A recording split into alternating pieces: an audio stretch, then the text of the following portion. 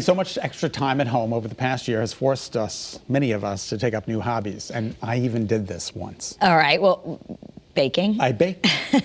For many people, the hobby is baking. And we have some tips from an editor at Rachel Ray In Season magazine on how to be a better baker. Better baker.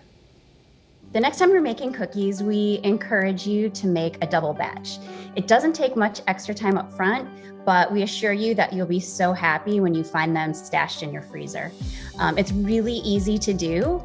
When you're scooping the dough, you just put the dough balls on a parchment-lined baking sheet and pop it right in the freezer.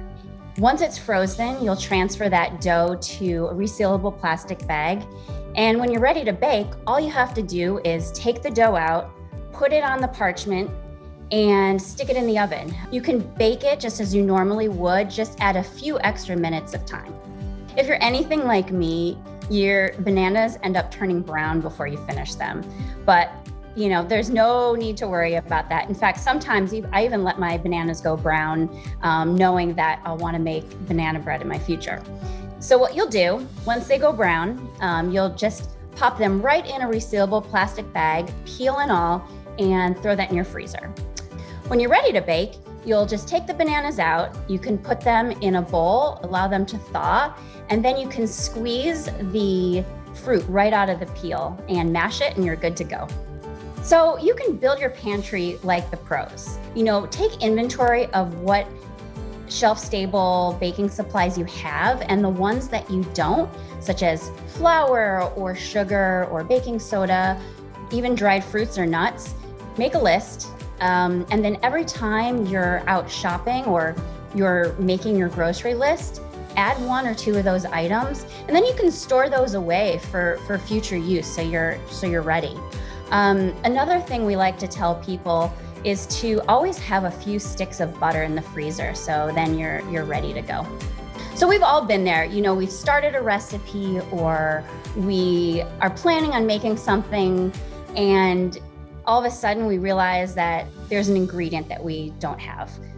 Don't worry, in most cases, there are perfectly fine substitutes. For example, eggs.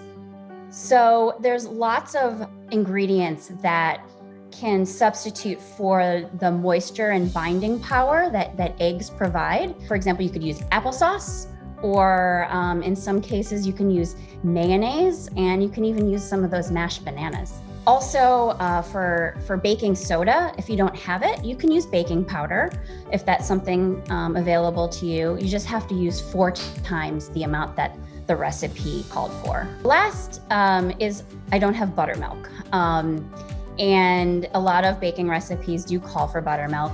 So easy fix, you can make your own. You just use a scant cup of milk, and then you just add a tablespoon of lemon juice or distilled white vinegar, mix it in, and you're good to go. Or you can just substitute the buttermilk entirely with thinned out sour cream or yogurt.